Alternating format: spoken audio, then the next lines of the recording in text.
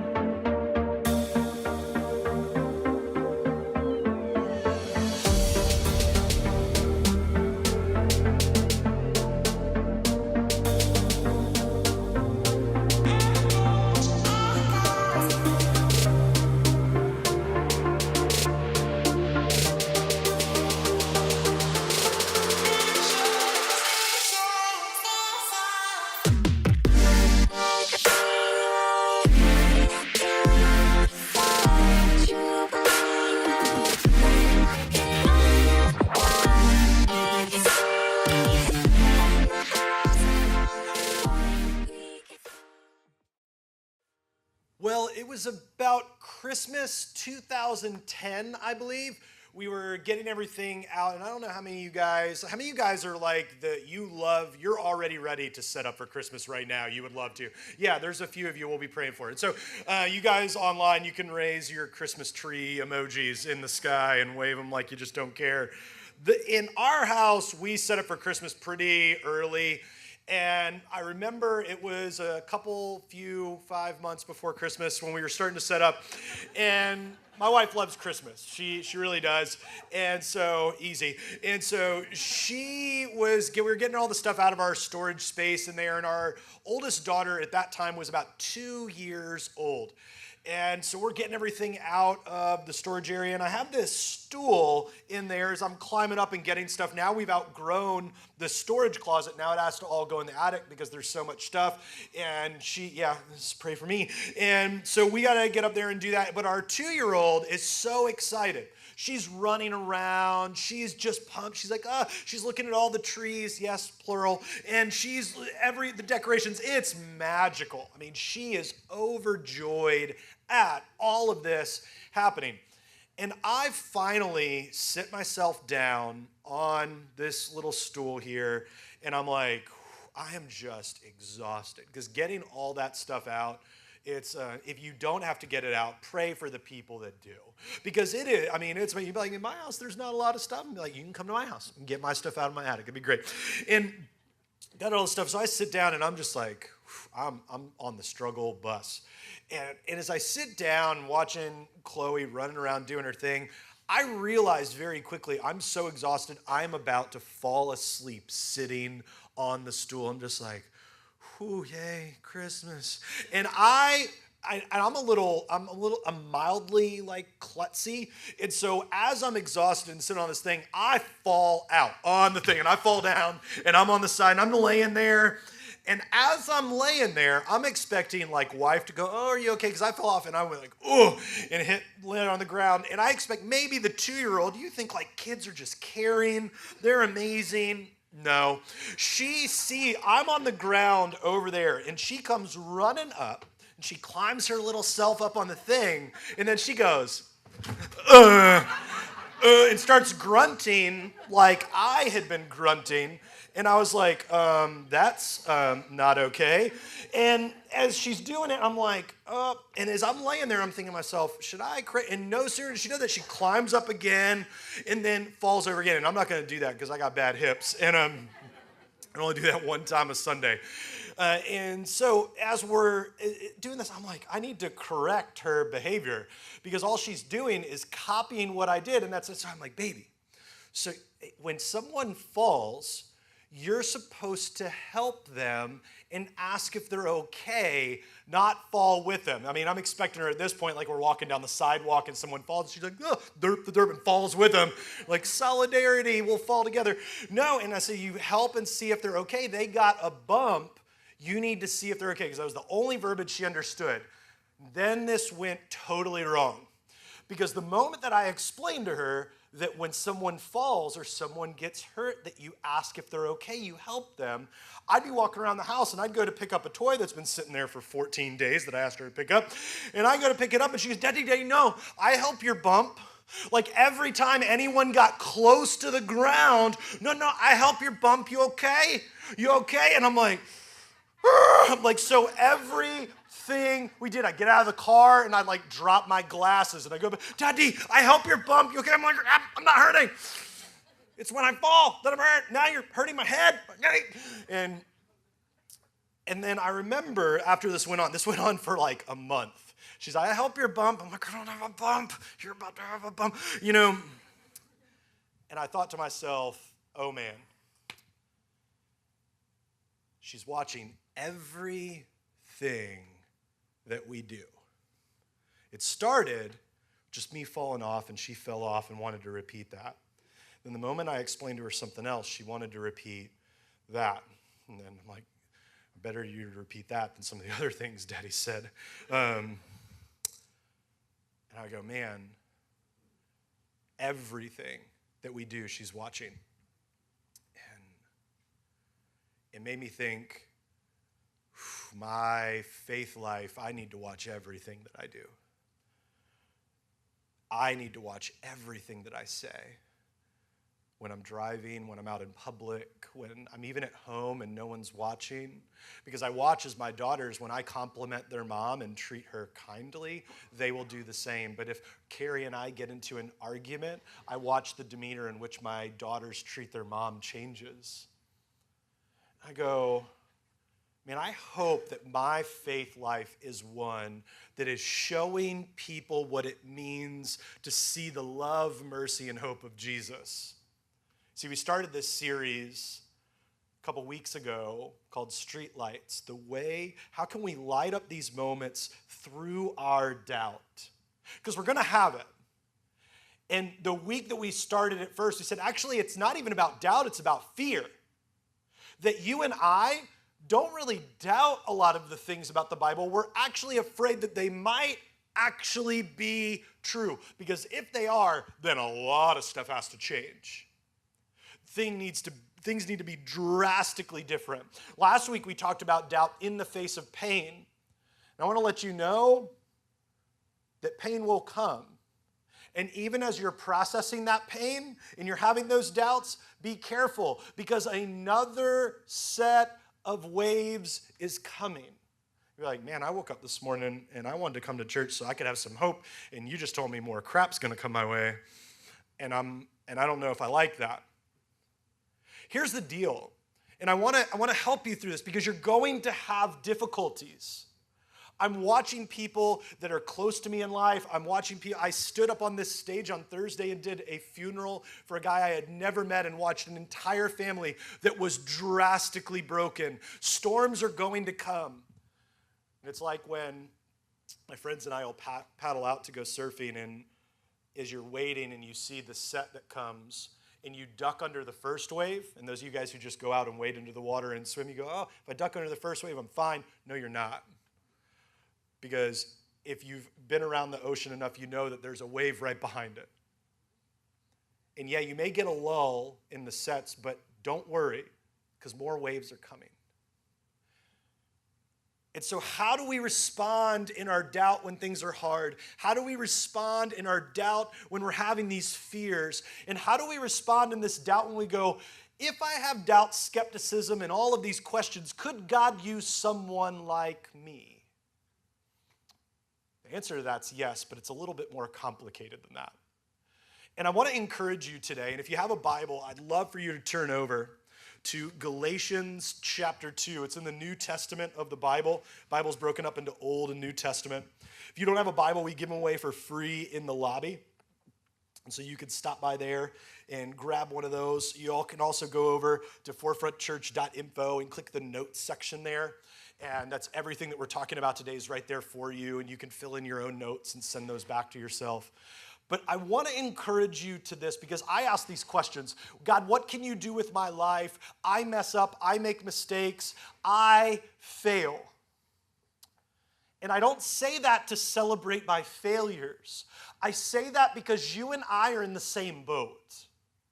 Every single one of us, we cannot measure up to the standard God has given us, which is perfection, which is why we need Jesus. But how are we living a life that is going to guide people towards him, even in our failures, our doubts, and skepticisms? And where I have landed is that my life has to be different. Galatians 2:20, holding over there. My old self has been crucified with Christ. This is what we celebrate each and every week during communion, during our messages, during Easter, and even during Christmas. And all of these times, every time that we gather, we talk about Jesus. You see, Jesus came, lived a perfect life, was put to death, but conquered death so that you and I could have the chance in this moment to hear these words, to worship in that way so that we could be transformed. And when we come to Jesus, our life changes. Listen to what this says. So my old self has been crucified with Christ. Basically, it's been put to death. It is no longer I who live, but Christ who lives in me. So I live in this earthly body by trusting. So how do we live the life, even in our doubt, even in our skepticisms, even when life is difficult? We do this by trusting the Son of God, Jesus, who loved me and gave himself for me. You see, in all of these pieces of doubt and skepticism, hurt, shame, and all these, we still have the responsibility, if we're going to claim Jesus, to live a life that honors him. And so I've landed at this to help me through it, is that changed lives live what? Changed. It's a shocking point, I know, that changed lives would actually live changed, because everyone is watching to see if you're the real deal. Every single person, once you tag yourself on Facebook and say, I'm at Forefront Church, immediately your coworkers are going to think, some of you guys are like, I don't friend request any of my coworkers. That's why everybody that sees you is thinking, I'm going to watch the way you live.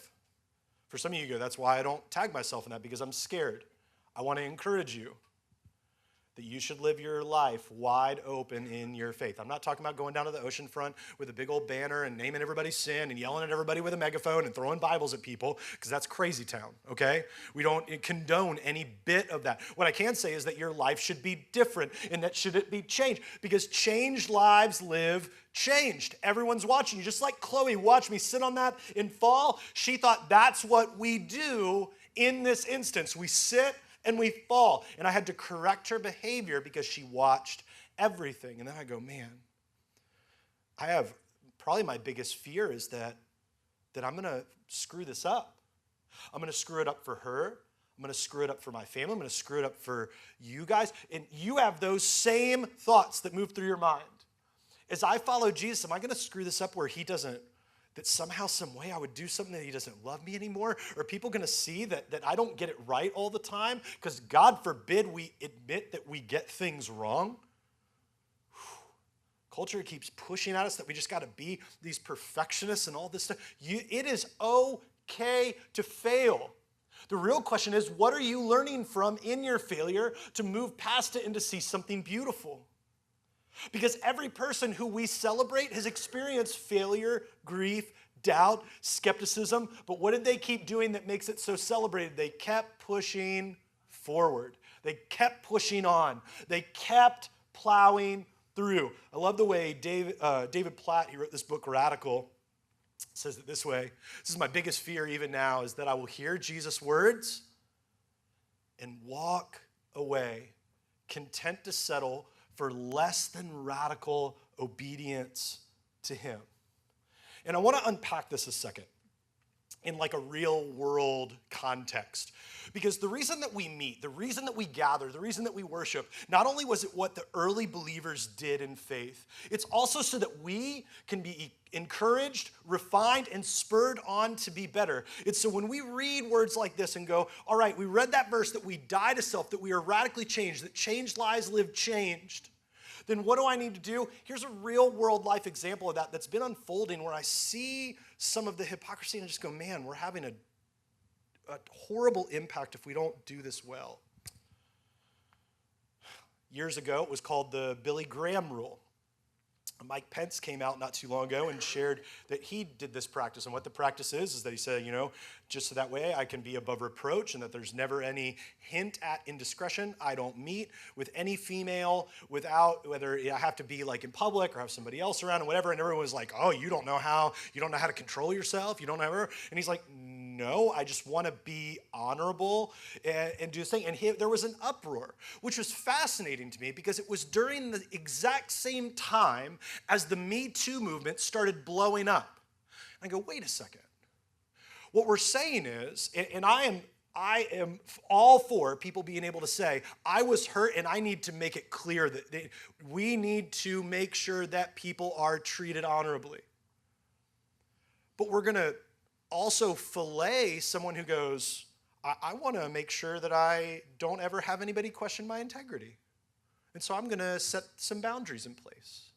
And people were like, Mike Pence is crazy. And I don't care about your politics. It doesn't matter. He was stated choice. It's actually the same thing that I do. People tell me all the time, like, you're crazy. I said, I am. I'm crazy about my family. I'm crazy about this church. And so I don't meet with females outside of the office unless I'm with somebody else. I don't meet, if females show up at my doorway, at my house, and my wife isn't there in my house, I don't open the door for them, the screen door, and be like, hey, you can leave it right there. And they're like, okay, that's weird if they're new and they don't know, and they leave it out there. And I go, why?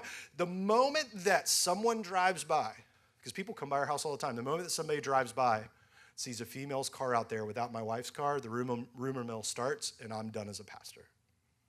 The moment that I'm out in public, say like a Panera or wherever, it's somebody walks in, is they're grabbing lunch and they see me sitting with a female that isn't my wife, and all it takes is rumors. I've watched guys get fired from churches from sheer rumors.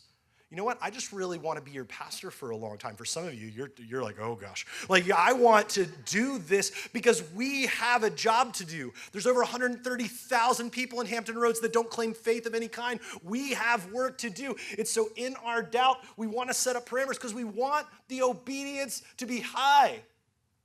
Because we want to honor God with every part of who we are. And so I want us to raise the standard to what God calls us to. Even in our doubt, you can have, and they can coexist, doubt, skepticism, and questions, and a life that honors God above all else. It's not at odds. It can work together and live synonymously. And I want to encourage you to this, that while he calls us to be obedient, you and I will have doubts, and doubters will drop the ball. I can't tell you the number of times I messed up, and someone goes, hey, man, I didn't like that, or hey, you messed up, or whatever. I go, hey, and they did it in an honorable way. I'm not talking about, oh, you didn't call me back, and now I'm leaving the church. I go, all right, whatever. Like, just people, like, there has to be a movement of grace and things that are involved, but that doubters are going to drop the ball. And if you have lived more than 0 seconds, you've had doubts and skepticism. I don't care if you're 10 or 110. We've all had those moments. And you're lying to yourself if you haven't had those things where you just go, God, where are you in this? Had moments of, God, are you real? Can you show me? God, this is difficult. Why? But I want to encourage you that even in the face of those things and those questions, you can be used by God because he set out an interesting path specifically for you. Ephesians 2:10. For we are God's masterpiece. He has created us anew in Christ Jesus so we can do the good things he planned for us long ago. Did you know? If you didn't know, now you know that God already had things in store for your life to impact other people in his name. You know, I'd be like, I don't know. I meet people that share this, and I'm like, why? I don't know if God can use me. I don't know. I'm like, God made you unique. On God's celestial refrigerator, you're on the fridge. You and you and you and you and you. Well, maybe you and you, all of us. Every one of us. God goes, you did good. Smacks us up on the fridge. Those are my kids. He is championing for you. And when you and I claim faith, he has works for us to do in his name. And here's what I know about you and I. You will either inspire people or you will incite them. You will either inspire people towards faith and to God and to hope and to love and to generosity, or you will incite them to doubt, skepticism, anger at the church, frustration with God, just bitterness at believers, and to move away. You might be like, well, I don't know if I have the power to do, really either of those. Every one of us do. Every one of us carry around a platform of influence because we're around people.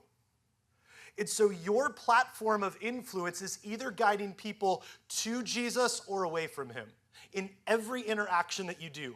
When you hop online and you get into the comments section and you're really zealous about whatever socio-political economic thing that is going on, and you want to let people know that you type like this when you're angry.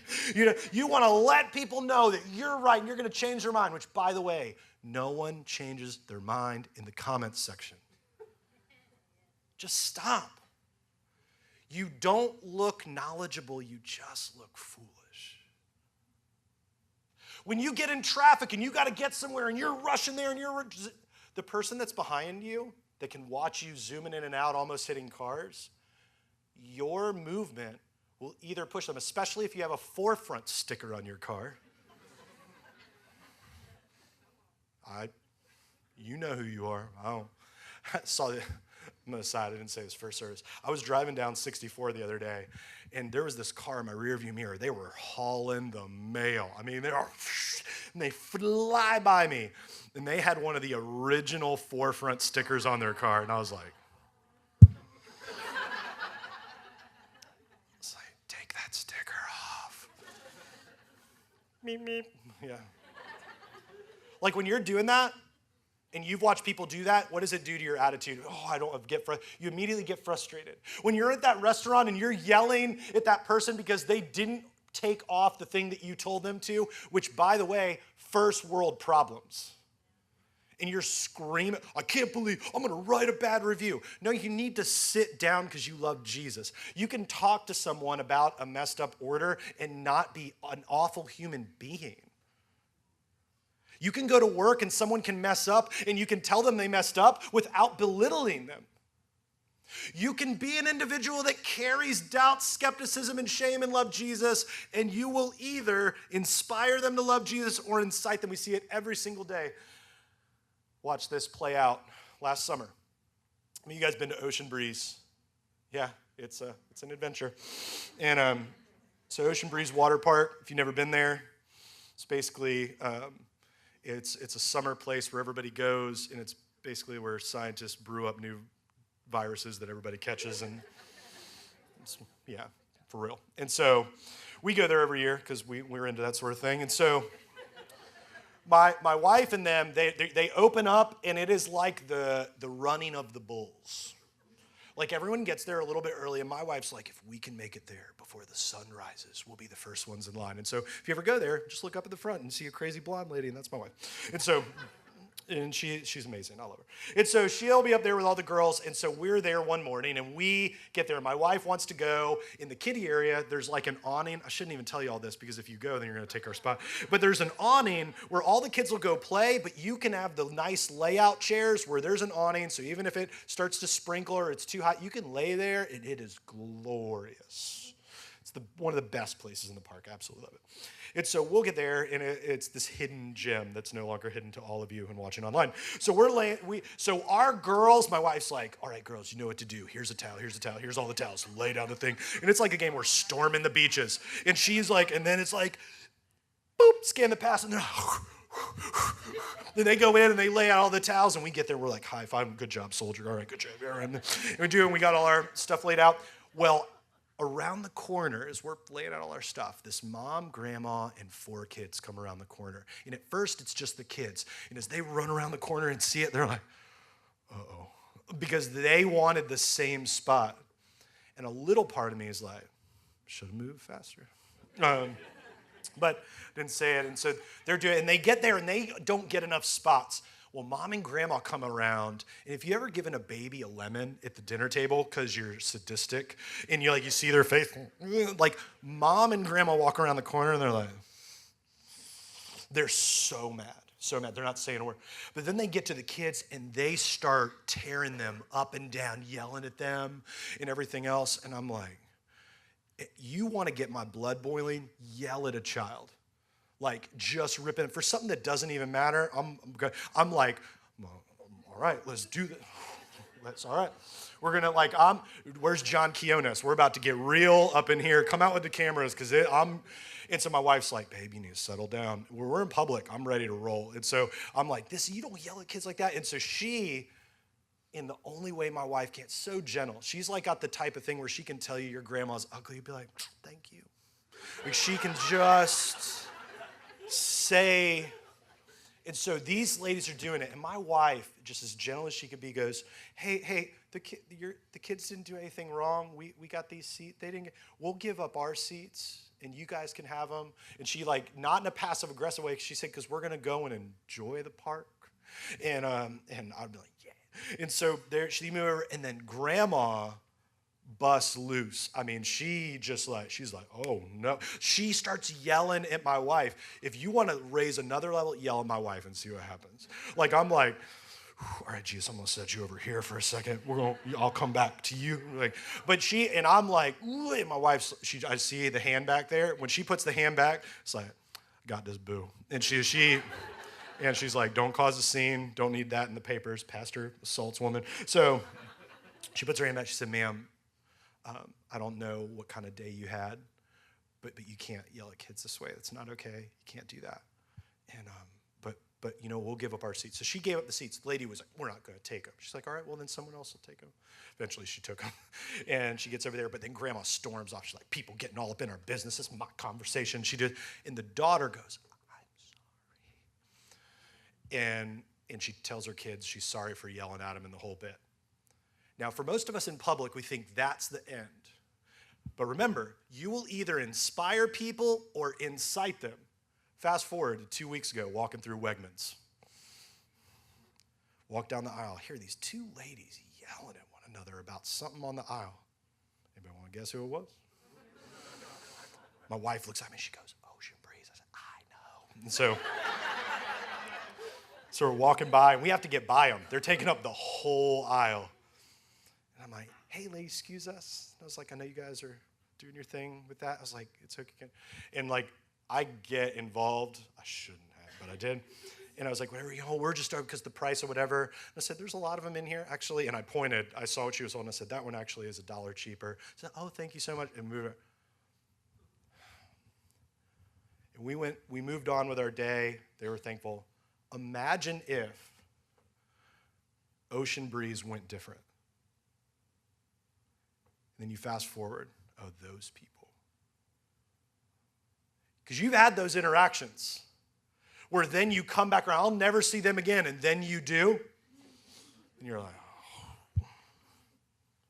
But then you have family members and friends and neighbors and kids that your kids are connected to, and teachers, and out at restaurants and in the grocery store, and you have people who are watching you that you will either inspire them or incite them towards Jesus by the way that you act. Because they're watching you. And so all that I know to do is to hold true to this. Trust in the Lord with all of my heart. And do not depend on my own understanding. Seek his will in all that I do. And he will show me which path to take. God, I'm not going to get it right all the time, and I have some doubts, and I have some skepticisms, but I know that if I trust in you and not my own understanding, that God, you're going to guide me to what is true. Because God, I know that there's 130,000 people just here in Virginia Beach who claim no faith at all. And God, please let me cross their path and show them your love and your grace. And to not get in the middle of all that is heavy and hectic and make them angry with you and angry with the church at large because of my actions. God, I don't feel like I can have an impact, and this is where we go to, and I want to help you out with this. I need you to crush the critic complex in your head. I can't be good enough. I can't do it. I also call this face-to-face Eeyore syndrome. Nobody likes me. I'm not good enough. God doesn't do anything. Everybody else gets the raises. I don't. I do whatever. I don't know why we turn into Stevie Wonder when we do that. I was like, what am I doing? Sometimes I watch these messages back. I'm like, what was my body? That was rude. And we get in our own head. I'm not good enough, so I can't serve God. I'm not good enough, so I can't go on a mission trip. I'm not good enough, so I can't even walk through church doors. Are you serious? I don't know who told you that lie, but if anything, the church should be the very place that when things are getting difficult that you go to. This is not a country club, it's a hospital. And then when we get well, we bring other people who are hurt. And so I'm not going to criticize the thoughts in my head that somehow I'm not good enough, that I have questions, I have doubts. God, I'm going to crush that complex, and I'm just going to honor you. Because I know that changed lives live what? Changed. Wrap up with this. I didn't know how to do this when I was in year 2 of ministry. When you start following Jesus, you get your Bible, but no one tells you, like, here are the 110 ways that you're going to interact with everybody else, and this is the manual, and here's how it goes. And I was at a camp, and I was coaching this kid. It was a week of camp where they brought a bunch of inner city kids in, and it was a mess. They were a mess, but I loved this kid. This kid was like, he gave Tupac a run for his money, but I loved this kid. Like, you ever met somebody who's a mess, but you just love being around them? That was this kid. I was like, you're a wreck, but you're awesome. Like, we just spent the whole week together, and towards the end of the week, we got news that this kid, he was living in a home, I think with his grandmother, and the caregiver had passed away. And I had no clue how to talk to him through this, because I had never dealt with that before. And one of the guys that was there is just so good. I still talk to him all the time, older guy. And surround yourself with people that live the faith journey stronger than you do, so you can learn by their example. When they crawl up the ladder, you can see what it's like to crawl up the ladder and do it too. And he said, I'll take care of it. And he walks in, and this kid, he's sitting in the cafeteria area. And if you've ever been in trouble multiple times, when someone tells you you need to go and meet with someone, you immediately think I'm in trouble. So he had, like, I didn't do it face. He was like, it wasn't me. Like, and as this guy walks in, he sits down, and a couple of us are sitting around. I say, hey, I got some heavy news to tell you. And he starts sharing the story of when he went through loss. You could see this kid, he's probably 12, 13. He starts putting the pieces together. He said, what happened? He said, I want to let you know that, if I remember correctly, it was this grandma, or the grandma that was raising him. This is she passed away. He just loses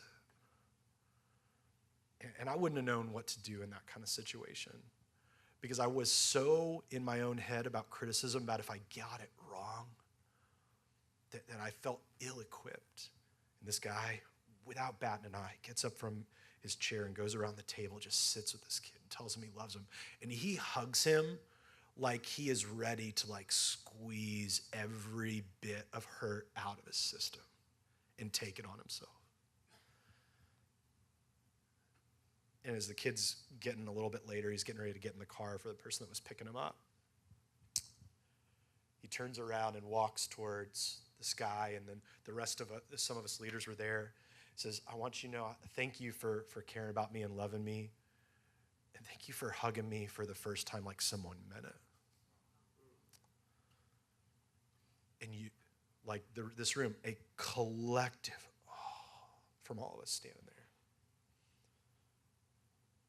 Are you leaving people better than you found them? Quit hiding behind joking and sarcasm and your own pain People need a real you. They need a changed you. Because if you claim Jesus, changed lives live changed. And everybody out there is looking to see if you're the real deal. And I need you. I desperately need you if you claim Jesus to live like it, because if you're not, you're ruining it for the rest of us. Because we have to work double time to make up for the fact that you're a Christian behaving badly. Hold the banner high, even in doubt and skepticism. And those are the lights that will guide you back to him. Thanks for tuning in to the Forefront Church video podcast. Our hope and prayer is that this has left you encouraged and challenged you in your faith. And you might have some questions and some ways that you want to figure this out, and we want to help with that. Head over to forefrontchurch.info, and there's a couple different ways that you can connect. Click the Connect tab and let us know how we can be praying for you, or a staff member can be contacting you this week. Maybe you have just been encouraged by this and want to support the ministry here at Forefront Church. You can click the Giving tab, as well as other tabs that are in there to help you along in your journey with God. And so we're thankful for you. Thanks for tuning in, and we cannot wait to see you again here online on the video podcast. We love you, and we'll see you then.